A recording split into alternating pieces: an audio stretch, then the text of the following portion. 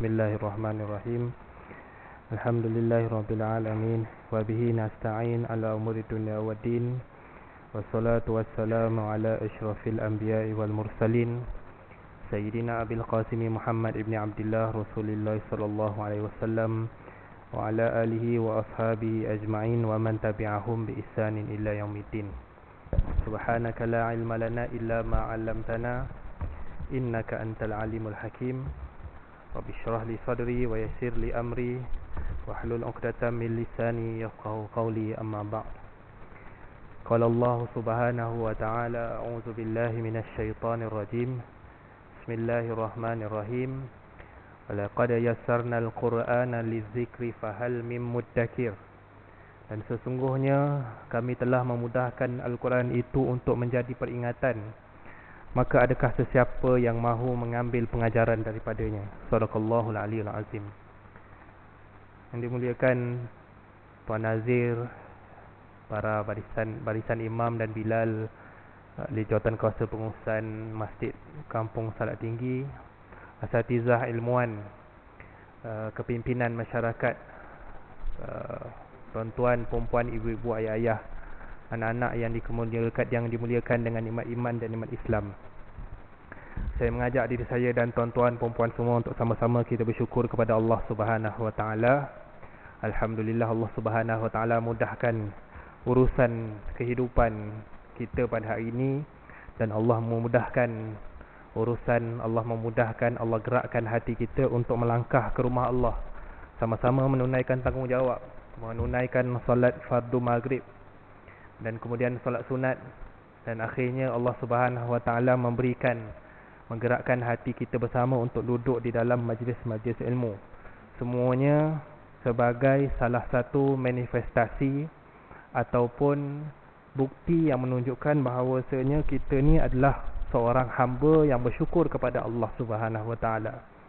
Syukur dengan arti kata bukan sahaja diucapkan dengan mulut, bukan arti kata hanya dirasakan dengan hati, tapi syukur yang sebenar adalah apabila kita ucap dengan mulut, kita syukur dengan hati, dan kemudian kita gerakkan kehidupan kita ni menuju kepada perkara-perkara yang diredai oleh Allah Subhanahu wa taala. Kalau kita tengok dalam surah Luqman, antara sebab kenapa Luqman ni adalah antara hamba Allah yang bukan nabi. Luqman ni jumhur ulama kata dia bukan nabi, tapi antara seorang manusia yang bukan nabi tapi Allah sebut dalam Al-Quran. Ada beberapa individu dalam Al-Quran ni yang dia bukan daripada para anbiya dan bukan daripada para rasul, tapi Allah sebut dalam Al-Quran. Antaranya Luqman, antaranya Maryam, iaitu ibu kepada Nabi Isa alaihi salam, dan beberapa orang lagi. Jadi Luqman ni, antara cerita berkaitan Luqman ni adalah bagaimana Allah ceritakan Luqman ini begitu berseni dalam menasihati anak dia. Dan menariknya adalah Luqman ni adalah seorang lelaki, seorang ayah, bukannya ibu. Sebab kita selalu merasakan nasihati dengan bahasa-bahasa yang elok ni adalah tanggungjawab seorang ibu. Tapi Al-Quran menunjukkan bahawasanya anak yang baik dan soleh itu datang juga daripada bapa, tanggungjawab bapa menasihati anak. Dan kalau kita tengok Luqman ini, antara kenapa Luqman ini, kalau kita tengok dalam surah Luqman, kalau kita tengok kenapa Allah Subhanahu wa taala memberikan kepada Luqman ini darjat yang cukup tinggi. Darjat yang cukup tinggi sehingga kan namanya itu disebut dalam Al-Quran. Maka antaranya adalah Allah kata anishkur lillah. Allah kata antaranya adalah kerana Luqman ini adalah satu hamba Allah yang cukup bersyukur. Bersyukur dengan arti kata apa? Dengan arti kata ucapkan dengan mulut, dirasakan dengan hati, dan digerakkan. Syukur itu digerakkan, kan? Ada orang kadang-kadang dia syukur, dia terima kasih, dia rasa bersyukur, tapi lepas tu buat maksiat balik. Kan? Itu bukan manifestasi syukur yang sebenar. Syukur ni adalah kalau kita benar-benar bersyukur kepada Allah Subhanahu wa taala, maka kita ni taat kepada Allah. Itu betul-betul rasa syukur. Kan? Ibaratnya kalau kita ni, na'udzubillah lah contoh kan. Contoh kerja dengan seorang majikan. Bila kerja dengan satu majikan, kita cakap bila dia bagi gaji, kita terima kasih kat dia, tapi kita curi duit dia. Terima kasih juga curi duit dia. Itu adalah satu kezaliman. Tapi kita dengan Allah Subhanahu Wa Taala, apabila kita berterima kasih, kita rasa bersyukur atas semua rezeki yang Allah berikan kepada kita, maka kita hendaklah juga taat kepada Allah Subhanahu Wa Taala. Itulah tanda kita benar-benar syukur kepada Allah Subhanahu Wa Taala. Maka dengan itu setiap hari kita baca surah Al-Fatihah, kita mulakan dengan kalimah syukur. Alhamdulillahirabbil alamin. Segala puji hanya bagi Allah, Tuhan sekalian alam. Tuan-tuan puan-puan yang dikasihi dan dirahmati oleh Allah Subhanahu Wa Taala. Malam ni kita sambung lagi kitab Al-Kabair. Al-Kabair yang disebutkan, yang dikarang oleh Al-Imam Az-Zahabi rahimahullahu taala. Dan malam ni kita masuk kepada bab dosa besar yang ke-26. Tajuknya adalah hakim yang jahat, ataupun dalam bahasa Arab dia sebagai Al-Qadi As-Su. Al-Qadi As-Su. Al-Qadi ni bahasa Arab. Al-Qadi ni bahasa Arab maksudnya hakim. Kita ni perkataan kadi tu, bila kita dengar perkataan kadi itu maksudnya orang kahwin. Yang menikahkan, kita panggil tok kadi ataupun pegawai kadi. Tapi Al-Qadi dalam bahasa Arab itu maksudnya adalah hakim. Hakim. Jadi Al-Qadi As-Su ni maksudnya hakim yang jahat. Dan hakim yang jahat ini adalah antara dosa-dosa besar. Dosa-dosa besar. Kerana apa? Kerana yang kita akan tengok sebentar lagi insya-Allah. Firman Allah Subhanahu Wa Taala, a'udzubillahi minasyaitonirrajim, dalam surah Al-Maidah. Wa man lam yahkum bima anzalallah faulaika humul kafirun. Barang siapa yang tidak memutuskan menurut apa yang diturunkan oleh Allah, maka mereka itu adalah orang-orang yang kafir. Baik. Jadi dalam Al-Quran Allah guna tiga istilah untuk menunjukkan ayat wa man lam yahkum. Kalau tuan-tuan tengok dalam Al-Quran, Allah ada sebut tiga ayat yang sama, dia punya depan dia sama, iaitu wa man lam yahkum bima anzalallah faulaika hum. Itu sama. Belakangnya tu Allah guna tiga kalimah yang berbeza. Ada satu ayat dalam surah Al-Maidah Allah guna faulaika humul kafirun. Siapa yang tidak berhukum dengan hukum-hukum Allah, maka dia kafir. Satu ayat. Ayat yang seterusnya Allah kata faulaika humul fasiqun. Siapa yang tidak berhukum dengan hukum Allah, maka dia antara orang yang fasik. Ayat yang ketiga Allah kata wa man lam yahkum bima anzalallah faulaika humul munafiqun. Barang siapa yang tidak berhukum dengan hukum Allah, maka dia adalah orang munafik. Jadi kalau kita tengok ayat-ayat ni, kita kena tengok sesuatu, apa maksud Allah apabila Allah kata barang siapa yang tidak berhukum dengan hukum-hukum Allah.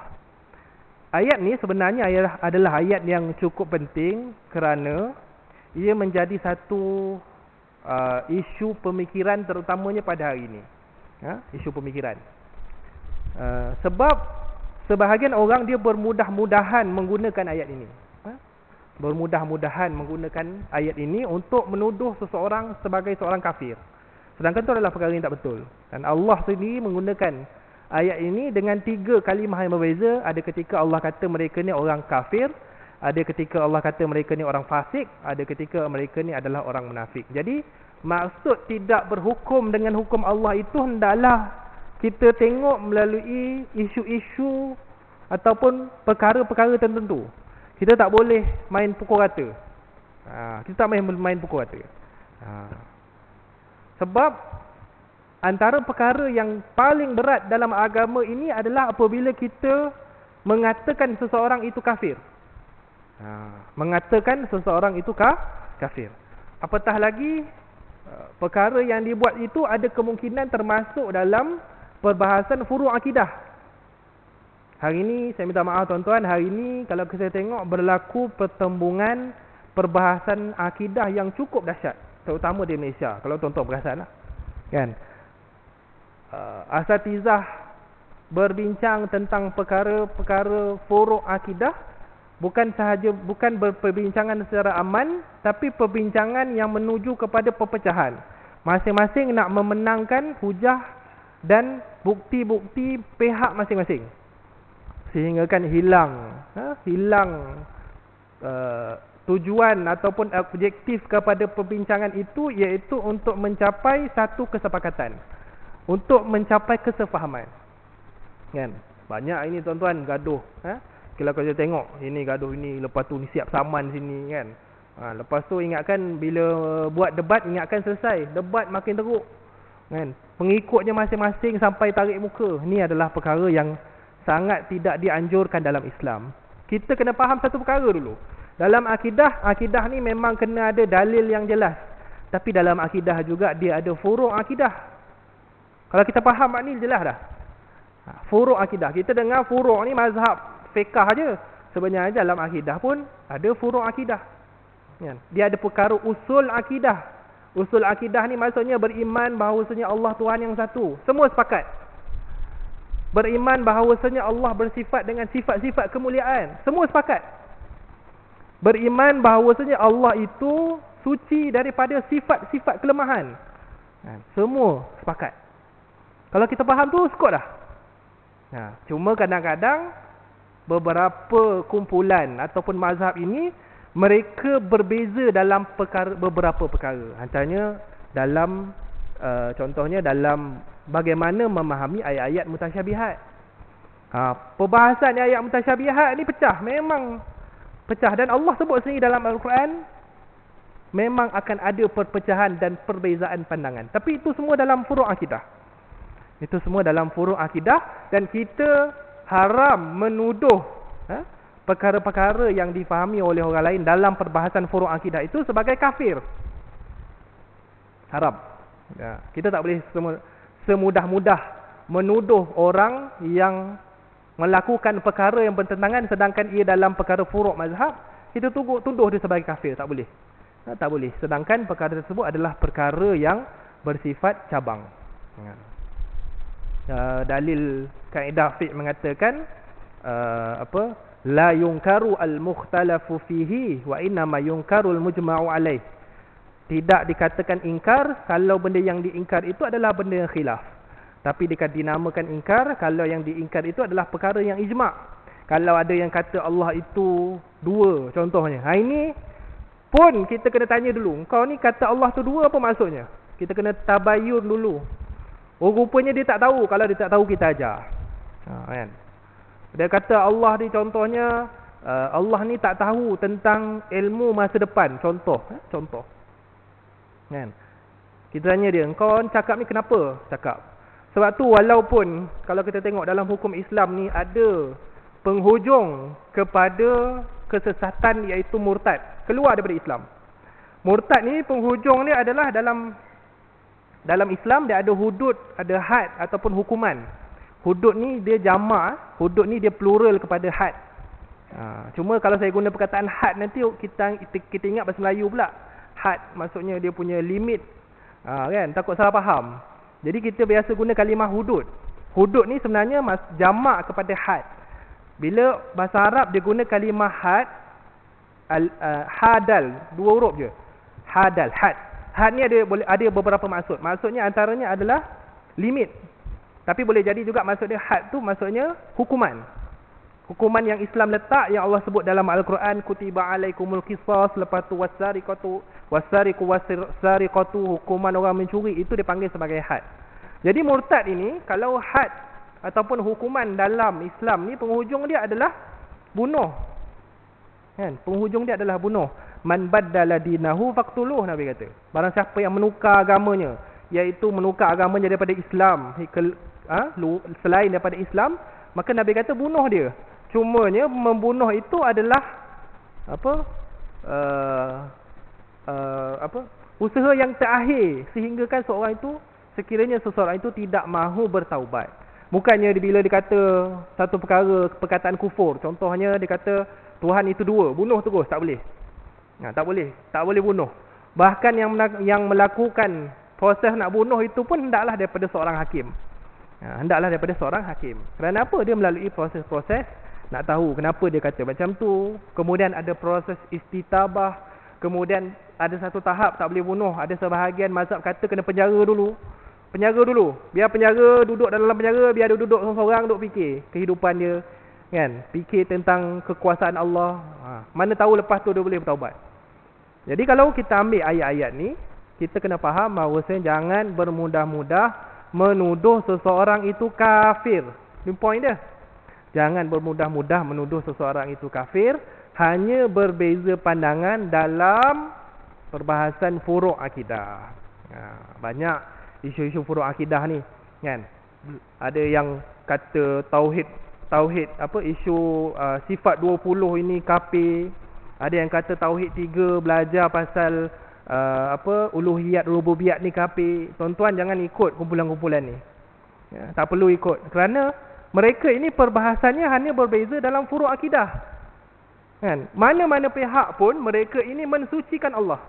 Maksud mensucikan Allah itu maksudnya semuanya memahami bahawasanya Allah itu suci daripada sifat-sifat kelemahan. Cumanya berbeza, kan? Berbeza pendekatan. Kenapa berbeza pendekatan? Kenapa berbezanya pendekatan? Kerana mereka berbeza pendekatan tu kerana ulama-ulama yang menyusun silibus ataupun manhaj tauhid tersebut, mereka hidup pada zaman yang berbeza. Hidup pada zaman yang berbeza. Ulama-ulama, kalau kita tengok ulama yang bahas tentang sifat 20 ni, mereka hidup di zaman apa? Di zaman perkembangan ilmu falsafah. Falsafah moden, falsafah Yunani. Kan? Dia dok bahas kata Allah ni, kan? Contohnya dia bahas kata Allah ni, kalau Allah ini boleh buat apa saja, maksudnya Allah boleh memusnahkan diri dia. Ini falsafah ni. Datang falsafah yang akhirnya merosakkan pemikiran umat Islam. Maka susun, kan? Susun sifat yang pertama apa? Sifat yang pertama, Allah itu wujud. Wujud itu maksudnya apa? Ada. Ada bukan ada yang sebelumnya tiada. Kena faham tu. Kita ni ada kerana sebelum ni kita tak ada. Tapi Allah ada tanpa sebelumnya tiada. Macam mana nak fikir? Memang tak boleh fikir. Kerana apa? Kerana kalau kita kata Allah itu ada, sebelumnya tiada, sebelum Allah itu tiada, lepas tu jadi ada, maka kita sedang menyamakan Allah dengan makhluk. Itu je yang kita boleh faham. Setakat tu je kita boleh faham. Macam mana tak boleh nak fikir? Kerana Allah menciptakan akal manusia ni adalah terhad. Jadi kerana zaman yang berbeza. Jadi saya tak nak buka Jawarah Tauhid ni lah. Itu kita ada Dr. Wan. Dr. Wan Muhammad, pakar. Doktor, dia bidang dia. Dia boleh bahas, tuan-tuan dengar apa yang dia bahas tentang sifat 20. Jadi semua konsep sifat 20 ataupun tauhid 3 ni, mereka ni ulama-ulama yang hidup berbeza zaman. Hidup berbeza zaman. Jadi janganlah masing-masing cuba menuduh bahawasanya ini tak lengkap lah, ini kafir lah, tak payah. Kalau tuan-tuan dengar ni adalah termasuk dalam hulu dalam agama. Ni terlampau, kita panggil melampau. Melampau dalam memahami ilmu agama. Hulu ni adalah perkara yang ditegah dalam agama dan kita hendaklah menjauhkan diri daripadanya.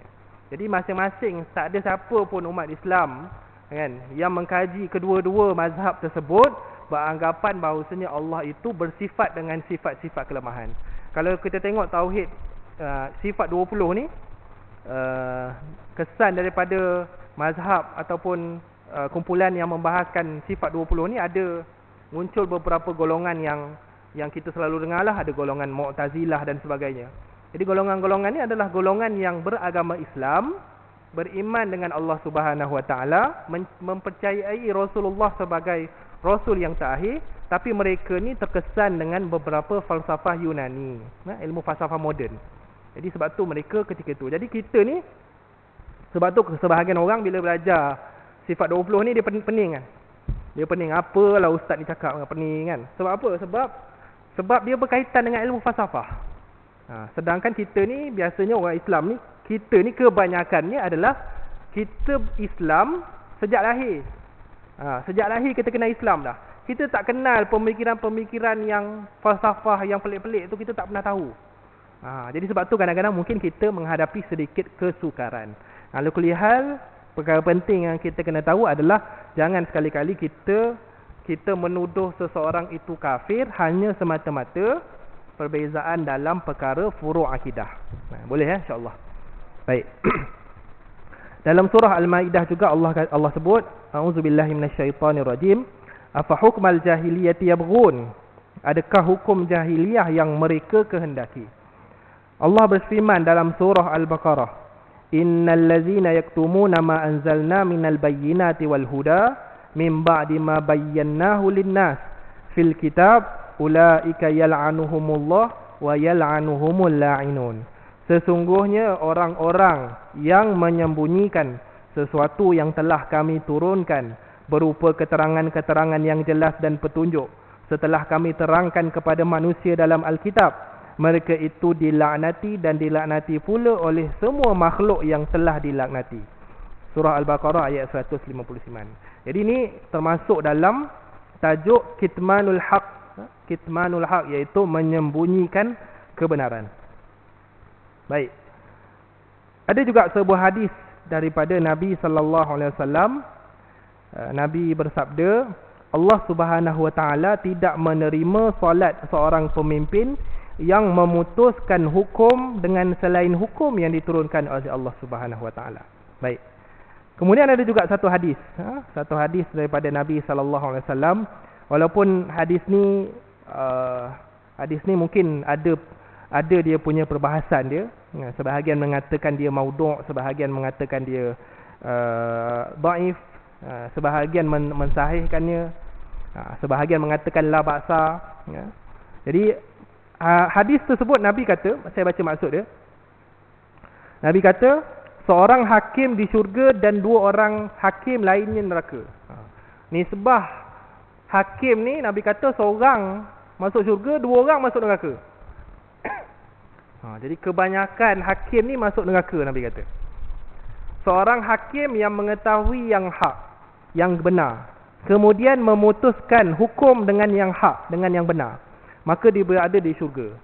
Dia tahu benda yang betul dan dia putuskan dengan yang betul, maka hakim ni masuk syurga. Seorang hakim lainnya mengetahui yang hak, tapi dia melakukan kezaliman secara sengaja. Seorang hakim lain, dia tahu yang betul, tapi dia putuskan benda yang tak betul. Dan dia tahu, dia sedar yang dia putuskan tu tak betul. Maknanya yang zalim lah, dia buat zalim kepada orang. Maka hakim ni masuk neraka. Dan seorang lain, hakim yang lainnya memutuskan hukum tanpa ilmu, masuk neraka juga. Dia hakim, tapi dia putuskan satu hukuman tu adalah kerana dia tak tahu. Walaupun hukuman dia tu kemungkinan ada betul dia, tapi dia tak tahu. Maka hukum hakim ni masuk neraka juga, Nabi kata. Kan? Masuk neraka juga. Jadi adakah ini maksudnya jangan kita minta anak-anak kita jadi hakim? Tak betul. Itu tak betul. Jangan kita minta anak kita jadi peguam, contohnya kan. Pun tak betul juga. Kerana apa? Kerana banyak menjadi masalah kepada umat Islam. Bahkan fardu kifayah, ada seorang hakim, ada hakim dan peguam yang tahu tentang hukum-hukum Islam. Tahu tentang hukum-hukum Islam. Peguam contohnya kan, peguam. Sebagian orang kata, jangan jadi peguam, nanti backup orang jahat. Kan? Tak semestinya. Kan? Tak semestinya. Tugas peguam ni dulu ada, saya rasa tengah berlangsung lagi lah kes tu kan. Kes apa namanya? Kes dera rumah asuhan, kan, sehingga kan menyebabkan kematian. Adalah kes tu lah. Banyak je kes tu. Cuma lepas daripada kes tu ada viral. Viral apabila seorang peguam ni dia jadi peguam bela kepada pekerja pusat asuhan ni lah. Kan, pusat asuhan. Jadi viral, dia cakap, kenapa kau sanggup bela orang yang bunuh anak orang ni? Dia kata, kenapa kau sanggup bela orang jahat ni? Contohlah. Jadi tugas peguam bela ni adalah, dengan keberadaan peguam bela, tujuan dia adalah apa? Tujuan dia sekurang-kurangnya hukuman itu tidak diletakkan pada tempat yang tidak sepatutnya. Tanpa kewujudan peguam bela, kadang-kadang mungkin seseorang itu dia punya hukuman 20 tahun penjara. Contoh, 20 tahun penjara. Tapi dengan adanya peguam bela, boleh jadi hukuman tu sebenarnya tak patut 20. Boleh jadi sepatutnya 10 je. Jadi itulah tugas peguam bela. Kita tak boleh kata dia backup orang jahat. Boleh jadi peguam bela kepada orang jahat ni tugas dia adalah supaya hukuman itu lebih adil. Macam tu. Sebab apa? Sebab hukuman ni hendaklah diletakkan mengikut yang selayaknya. Tapi silap kadang-kadang memang ada juga kes yang sepatutnya dia memang bersalah, tapi kerana hakim ni kerana peguam ni mungkin dia pandai bercakap, dia pandai menggunakan seni menipu dalam bahasa, seni mempengaruh contohnya, akhirnya yang dibela tu dia dapati tidak bersalah. Ada juga kes macam tu. Tapi kita tak boleh kata disebabkan peguam ni boleh jadi dia backup orang jahat, kita kata peguam ni adalah pekerjaan yang kita tidak patut ada oleh orang Islam. Tak boleh. Sebab banyak lagi kes-kes di mana tugas peguam ni sangatlah diperlukan. Terutamanya kita hidup di dunia ataupun kita hidup di Malaysia ni yang mengamalkan sistem demokrasi. Lagi-lagilah kena.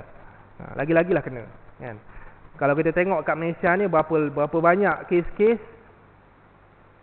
Jabatan Agama Islam Selangor ataupun Jabatan Agama Islam lain dicabar oleh kadang-kadang orang Islam sendiri. Dicabar oleh orang Islam sendiri.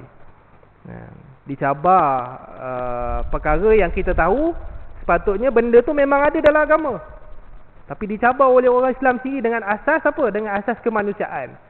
Undang-undang manusia, dengan macam-macam alasan lah. Daripada dulu lagi. Kita kadang-kadang mungkin kita hari ni nampak viral satu isu je, tapi sebenarnya isu-isu yang tak viral daripada dulu lagi. Jabatan Agama Islam ni memang dia ada tim peguam dia sendiri. Tim peguam dia sendiri. Sebab apabila dia melakukan proses-proses, contohnya proses hisbah ataupun proses tangkapan, kadang-kadang orang yang ditangkap tu dia balas balik. Dia saman balik. Jadi ni sebab tu perlunya kepada peguam-peguam yang boleh mempertahankan institusi Islam. Baik. Jadi hakim ni Nabi kata seorang masuk syurga, 2 orang masuk neraka. Yang masuk neraka tu yang berhukum dengan perkara yang tidak betul, ataupun dia ni berhukum dengan perkara yang dia tidak tahu. Okey. Kemudian daripada Nabi SAW juga mengatakan, tidaklah seseorang berkuasa atas sesuatu dari urusan-urusan umat ini, lalu dia tidak bersikap adil di antara mereka, melainkan pasti Allah akan meletakkannya ke di dalam neraka. Ini berkait dengan adil. Adil. Baru-baru ni ada seorang pentazkirah, dia sebut tentang sebuah ayat daripada Allah, ayat tentang berlaku adil walaupun kepada orang yang kita tak suka. Walaupun kepada orang yang kita tak suka. A'udzubillahi minasyaitonirrajim. Bismillahirrahmanirrahim. Wala yajrimannakum syana'anu qaumin ala alla ta'dilu i'dilu aqrabu littaqwa. Janganlah disebabkan dendam ataupun perbezaan antara kamu dengan sesuatu kaum menyebabkan kamu tidak berlaku adil. Kalau kita cari sebab nuzul ayat ni turun antaranya kepada Saidina Abu Bakar As-Siddiq. Turun kepada Saidina Abu Bakar. Apa kisah Saidina Abu Bakar ni? Kita kena masuk hadis tentang hadisul ifki, iaitu hadis Sayyidatina Aisyah difitnah berzina dengan sahabat, Safwan namanya. Kisahnya apa? Kisahnya isteri Sayyidatina Aisyah ni satu hari dia ikut perang. Ikut pergi berperang, kemudian berehat rombongan peperangan tu rehat di satu tempat. Ketika rehat di satu tempat tu, Sayyidatina Aisyah pergi qada hajat. Qada hajat, pergi di tempat yang jauh, qada hajat di tempat yang orang tak tengok. Lepas tu Sayyidatina Aisyah ni kecil orangnya. Kecil orangnya. Jadi orang yang angkat, apa namanya, kita panggil tandu lah kan. Tandu, saya tak tahu bahasa Melayu lain. Tandu maksudnya yang mengangkat Sayyidatina Aisyah tu bergerak. Sebabkan Sayyidatina Aisyah ni kecil, yang angkat tu tak perasan, ada ke tak ada macam sama je. Kan? Jalanlah rombongan tu Sayyidatina Aisyah balik, tengok rombongan dah balik. Rombongan dah bergerak, dah bergerak pergi dah. Sayyidatina Aisyah tak tahu nak buat apa. Jadi bila tak tahu nak buat apa, dia tunggu kat situ. Kan? Dengan harapan apa? Bila ada orang perasan, dia patah balik. Tak perasan. Kan? Tak perasan teruslah rombongan tu. Sayyidatina Aisyah tunggu. Sahabat ada seorang nama Safwan. Safwan ni pun datang daripada belakang. Dia ni geng belakang rombongan. Safwan ni kerja dia adalah dia kutip barang-barang yang tercicir. Jadi dia datang lepas jauh. Kan. Kita macam nak keluar hotel lah. Kita kalau keluar hotel kan, cek dulu barang kan. Tapi ni rombongan peperangan, Nabi siap bagi tugas. Safwan ni kerja dia lepas rombongan tu gerak jauh sikit. Kalau ada barang tercicir ke, datang tengok Sayyidatina Aisyah. Kan? Bila tengok Sayyidatina Aisyah, Safwan ni cakap Astaghfirullahalazim. Itu je dia cakap, Astaghfirullahalazim. Kemudian dia bagi isyarat Sayyidatina Aisyah untuk naik ke unta. Dan dia naiklah. Akhirnya bila Sayyidatina Aisyah naik unta, Safwan ni tarik unta sampailah ke Madinah. Maka Abdullah bin Ubay pun nampak ini chance ni. Kata kan. Dia pun fitnah. Ni peluang aku ni, dia fitnah. Dia kata, itu tengok tu, bini Nabi berzina dengan Safwan. Sebar. Kan? Nabi SAW dengar. Tapi Nabi SAW tak layan. Kan? Tak layan. Sebab apa? Sebab Nabi pun tak tahu. Nabi pun tak ada ilmu tentang masa depan, melainkan apa yang Allah bagi tahu. Jadi sebab tu kita ni, kalau dengar satu perkara, kita kena diam. Walaupun hati kita rasa macam-macam betul, diam. Bila kita cakap, jadi dosa. Sebab kita berhukum dengan perkara yang kita tak tahu. Maka Nabi tak layan. Dan maksud Nabi tak layan apa? Maksudnya Nabi kata, kalau ikutkan, Nabi ni betul lah percaya kat isteri dia. Contoh kan. Jadi Nabi make up lah. Kalau ikutkan macam tu lah, logik dia. Kan? Dan Nabi juga tak membenarkan. Kan? Tak membenarkan sebab Nabi tak tahu. Maka diam, lama diam. Akhirnya sampai Abu Bakar, Sayyidina Abu Bakar ni maksudnya ayah kepada Sayyidatina Aisyah ni, tanya sini Sayyidatina Aisyah, kan? Dan Sayyidatina Aisyah ni mengharapkan dia ni maksudnya jadi orang tengah jumpa dengan Nabi. Jumpa dengan Nabi. Akhirnya Nabi kata apa? Nabi kata, wahai Aisyah, kalau betul engkau lakukan ini, maka semoga Allah ampunkan kau. Tapi kalau betul engkau tak buat, semoga Allah mudahkan urusan kita untuk menempuh fitnah ni. Maksudnya Nabi pun tak tahu. Kan? Akhirnya turunlah ayat, turunlah wahyu daripada Allah, membebaskan Sayyidatina Aisyah dan Safwan daripada tuduhan zina.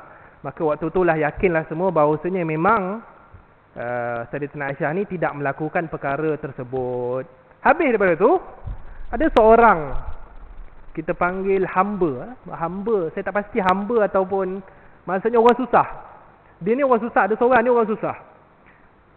Sayyidina Abu Bakar ni tahu orang ni, nama dia tak salah saya Mistah namanya. Mim Sin Taha, Mistah ni dia kerja sebar, dia sebar kat orang kan.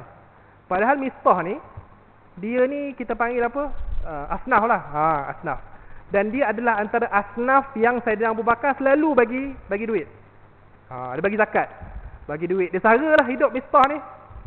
Tapi Mistah ni tahu Sayyidatina Aisyah ni adalah anak Sayyidina Abu Bakar, tapi dia sebar. Ini tak sedar diri namanya kan. Tak sedar diri. Dia sebar, dia dengar fitnah, sebar kat orang. Dan Abu Bakar tahu Mistah ni memang antara orang yang sebar fitnah. Akhirnya bila turun sahaja ayat wahyu mengatakan Sayyidina Aisyah ni tak bersalah, dia pun kata, mulai hari ni aku takkan bagi dah duit kat Mistah ni. Dia kata. Kan? Betul tak? Layak tak? Kalau kita, betul lah tu. Maka Allah pun turun ayat, wala yajrimannakum syana'anu qaumin ala alla ta'dilu. Jangan disebabkan dendam kamu kepada seseorang menyebabkan kamu tidak berlaku adil, Allah kata. Maksudnya apa? Jangan disebabkan, sebab orang yang menyebarkan fitnah ni, dia masih dalam keadaan dia tak tahu. Dia masih dalam keadaan dia tak tahu. Maka Allah ajar Sayyidina Abu Bakar, wahai Sayyidina Abu Bakar, jangan disebabkan kau tak suka pada orang ni, menyebabkan kau tidak berlaku adil. Teruskan bagi dia zakat, dia memerlukan. I'dilu huwa aqrabu littaqwa, Allah kata. Kita ni kadang-kadang faham nak jadi orang takwa ni macam mana? Solat, puasa, zakat, bangun tahajud. Sedangkan Allah kata, i'dilu huwa aqrabu littaqwa. Berlaku adil lah, sesungguhnya adil itu sangat dekat dengan takwa. Rupanya kita berlaku adil dengan anak-anak kita, dengan kawan-kawan kita, kita berlaku adil dengan majikan kita, kita berlaku adil dengan orang yang bekerja dengan kita, kita berlaku adil dengan jiran-jiran kita, itu pun sebenarnya adalah perkara-perkara yang mendekatkan diri kita supaya jadi orang bertakwa. Jadi sebab tu ayat tu turun. Jadi bila kita tahu ayat tu turun, maka kita hari ini hendaklah berlaku adil. Berlaku adil kerana adil itu adalah sifat orang yang bertakwa. Jadi jelas maksud ayat berkaitan dengan fitnah. Fitnah itu menyebabkan Sayyidina Abu Bakar tidak mahu bagi sedekah ataupun mahu bagi zakat. Jadi itu adalah perkara yang kita kena perbaikilah. Kalau contoh kita berlaku sesuatu pada diri kita ni, kan, bila kita tak suka seseorang tu, kita mudah-mudah melakukan perkara yang zalim ataupun tidak adil. Baik. Kemudian seterusnya berkaitan dengan berijtihad. Berijtihad. Baik. Jadi hakim ni dia seakan-akan sama dengan orang yang berijtihad ataupun mujtahid. Mujtahid. Dalam perbahasan ilmu usulul fiqh, manusia ni dia ada dua jenis. Jenis yang pertama mujtahid, jenis yang kedua muqallid. Mujtahid ni maksud apa? Mujtahid ni maksudnya orang yang mempunyai ilmu alat yang cukup untuk mengeluarkan sesuatu hukum. Mujtahid. Muqallid ni maksudnya diikut. Kita ni muqallid lah semua ni. Muqallid kerja dia ikut mujtahid. Sebab apa? Sebab kita tidak boleh memahami ayat Al-Quran secara terus, melainkan kita ikut pendapat-pendapat mazhab. Pendapat-pendapat imam mazhab yang bersifat mujtahid. Jadi orang yang mujtahid ni, Nabi kata man ijtahada fa asaba falahu ajran wa man ijtahada wa fa akhta'a falahu ajrun wahid. Orang yang berijtihad dan ijtihad dia tu betul, maka dia dapat dua pahala. Orang yang berijtihad kemudian ijtihad dia tu ternyata salah, maka dia dapat satu pahala, Nabi kata. Maknanya orang yang berijtihad ni dia betul seumpama. Betul seumpama. Sebab dia pangkatnya tu adalah ijtihad. Kita ni bukan mujtahid.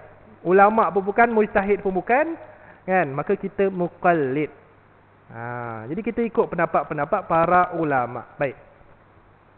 Kemudian, kenapa orang yang mujtahid ni dia ijtihad dia tu betul belaka? Maksudnya kalau ijtihad dia betul pun betul, kalau ijtihad dia salah pun betul. Maka dia ambil daripada kisah-kisah yang berlaku pada zaman Nabi sallallahu alaihi wasallam. Nabi kata ada satu ketika Nabi kata kamu sikit lagi sikit lagi. Azan berapa? 3:39. 1 minit lagi. Nanti saya sambung cerita tentang sahabat yang berbeza pendapat. Sahabat-sahabat yang berbeza pendapat ketika Nabi ada. Nabi ada pun para sahabat berbeza pendapat. Untuk cerita tentang tajuk ijtihad, insya-Allah.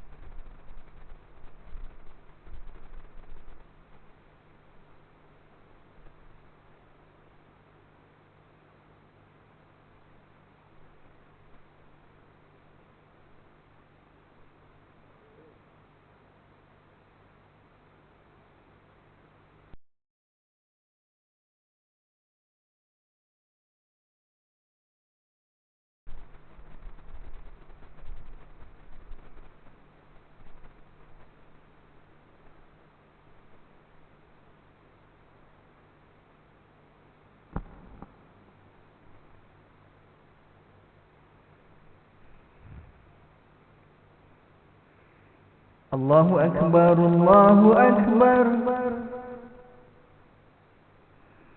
Allahu Akbar, Allahu Akbar.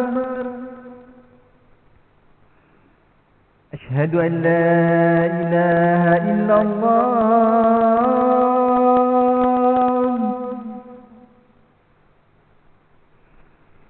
Asyhadu an la ilaha illallah.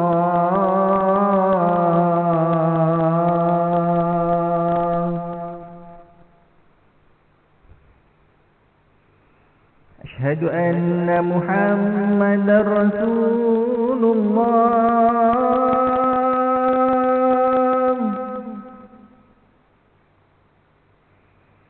Asyhadu anna Muhammadar Rasulullah.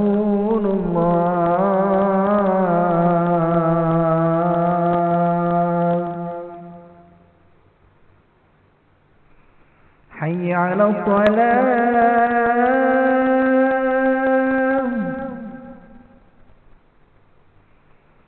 حي على الصلاة.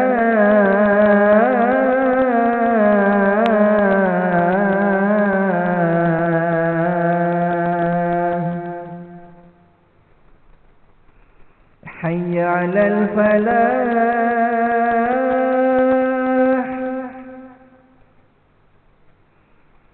حي على الفلاح.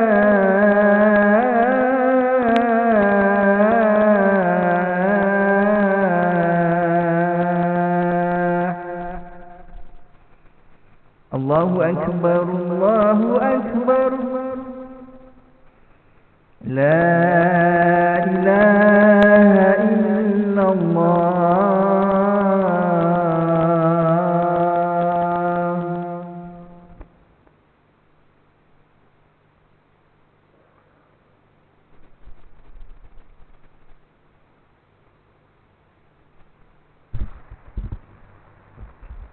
Allahumma salli ala Sayyidina Muhammad wa ala alihi wa sahbihi wa barik wasallim. Jadi firman sabda Nabi SAW, Nabi kata la yusalli ahadun illa fi Bani Quraizah. Sebuah hadis daripada Nabi SAW, Nabi kata jangan kamu solat asar melainkan selepas kamu sampai ke perkampungan ataupun penempatan Bani Quraizah. Nabi kata dekat sahabat. Jadi bila Nabi kata kat sahabat pun bergerak. Bila sahabat bergerak, waktu tu tak sampai lagi Bani Quraizah ni. Waktu asar dah nak habis dah. Waktu asar dah nak habis, tapi tak sampai lagi tempat ataupun perkampungan Bani Quraizah ni.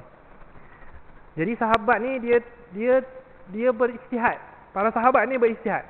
Kita nak buat apa? Asar dah nak habis, tapi tempat yang dituju tu kita tak sampai lagi. Nabi kata tak boleh solat asar melainkan dah sampai kat situ.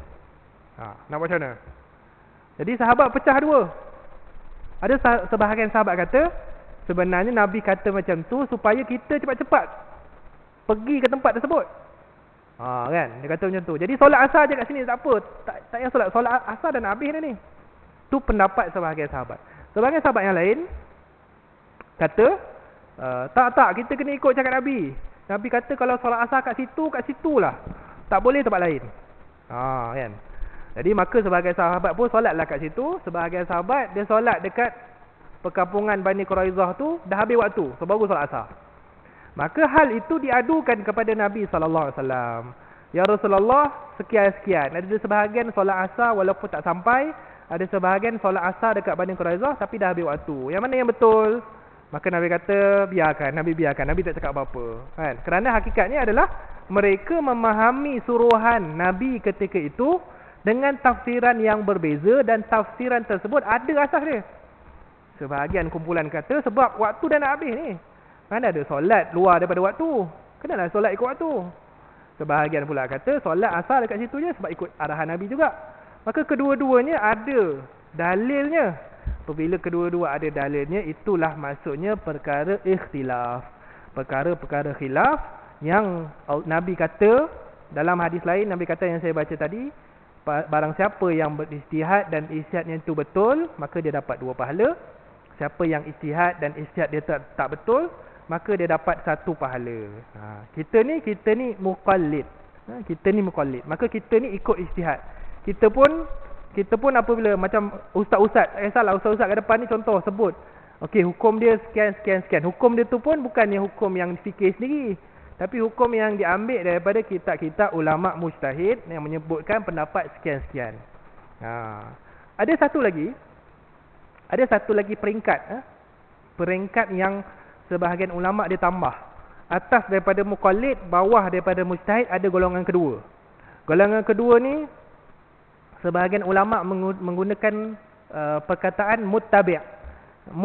Muttabi' ni apa? Maksudnya dia mengikut hukum-hukum yang diletakkan oleh mujtahid, hukum-hukum khilaf, tapi dia tahu apa dia punya dalil dia. Macam tu. Dia tahu dalil dia. Contoh tuan-tuan kan, tuan-tuan solat. Tuan-tuan tahu solat Aisyah ni dia punya dalil dia apa? Tuan-tuan bukan muqallid, tuan-tuan muttabi'. Muttabi' ni maksudnya buat tu tapi dia tahu dalil. Imam Hasan Al-Banna kata dalam risalah dia kata adalah paling terbaik bagi seseorang muslim itu apabila dia buat, dia tahu dalilnya daripada agama. Dia kata bagus kalau dia tahu. Kalau dia ambil wuduk, ketika ambil wuduk kan, tahu baca dah dalil dalam Al-Quran tu, farsilu wujuhakum, dah tahu dah, sebab Allah kata basuh muka. Kan. Jadi seseorang umat Islam tu adalah sangat baik apabila dia melakukan ibadah, dia melakukan sesuatu perbuatan dan dia tahu dalil ataupun dia tahu bukti ataupun dia tahu hujah di sebalik perbuatan tersebut. Itu adalah lebih baik daripada dia hanya ikut buta. Maksudnya ikut buta ni tak salah, seorang muqallid tak salah kalau dia ikut buta. Contoh dia baca ataupun ustaz kata hukum sekian adalah hukum, kalau sekian-sekian hukum dia sekian, dia pun ikut je. Dia tak tahu dalil apa, tak ada kan. Jadi kalau dia buat tak berdosa kerana kita ni muqallid. Tapi yang paling terbaik adalah apabila kita ni mengikut agama, maka kita ikut agama tu dengan hujah dan dalilnya yang tepat dan yang betul. Itulah yang membezakan kita dengan kan, kalau kita ni dia ajar untuk buat satu perkara, walau apa pun kita buat ikut hujah dan dalil. Itu adalah lebih baik. Itu beza kita dengan contohnya burung kakak tua. Contohnya kan, kalau kita nak bandingkan lah, burung kakak tua ni contohnya dia pandai bercakap, tapi dia sebenarnya tak faham apa yang dia cakap. Kan? Dia cakap je kan. Selamat datang, dia ikut je. Tapi dia tak tahu selamat datang tu maksud dia apa. Jadi orang datang pun dia cakap selamat datang, orang balik pun dia cakap selamat datang. Kan? Jadi bukanlah maksudnya kalau kita ikut sesuatu hukum yang ditetapkan oleh ulama mujtahid itu sebagai perkara yang berdosa. Tapi perkara yang lebih baik adalah seorang manusia tu melakukan sesuatu perkara atas hujah. Kata Allah dalam Al-Quran apa? Ad'u ilallah ala basiratin ana wa manittaba'ani. Katakanlah wahai Muhammad dan umat Islam seluruhnya, ad'u ilallah, aku seru manusia kepada Allah Subhanahu wa taala ala basirah, atas hujah, atas ilmu, ana wa manittaba'ani, iaitu hadis daripada Nabi sallallahu alaihi wasallam dan juga mengikut jejak langkah mereka-mereka yang mengikut Nabi sallallahu alaihi wasallam. Jadi moga-moga tazkirah pada ataupun kuliah pada malam ni boleh memberikan kebaikan kepada tuan-tuan perempuan. Jadi ini adalah dosa yang ke-56. Dosa yang ke-56 iaitu al-qadisu. Insya-Allah lepas ni kita akan masuk tajuk al-quwadul mustahsin ala ahlihi, ataupun maksud dia membiarkan perbuatan keji pada isterinya. Maksudnya bahasa kita suami dayus lah. Suami dayus membiarkan isterinya, membiarkan perbuatan keji dilakukan terhadap isterinya. InsyaAllah itu dosa besar yang ke-27. Ke-27 yang kita akan bicarakan selepas daripada ini insyaAllah. Aqulu qawli hadza wa astaghfirullahal azim li wa lakum. A'udzubillahi minasyaitonirrajim. Bismillahirrahmanirrahim. Rabbi zidna ilma warzuqna fahma. Allahumma faqihna fid din wa 'allimna ta'wil. Wa sallallahu ala sayidina Muhammad wa ala alihi wa sahbihi wasallam. Alhamdulillahirabbil alamin. Assalamualaikum warahmatullahi wabarakatuh.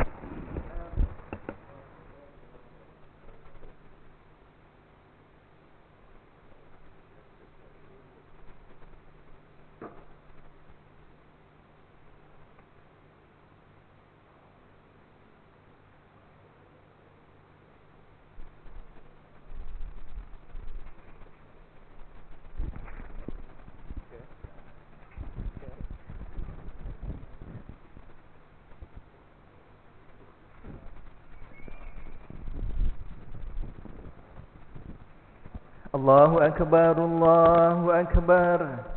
Asyhadu an la ilaha illallah. Asyhadu anna Muhammadar Rasulullah. Hayya 'alas salati, hayya 'alal falah. Qad qamatis salatu, qad qamatis salah. Allahu Akbar, Allahu Akbar. La ilaha illallah.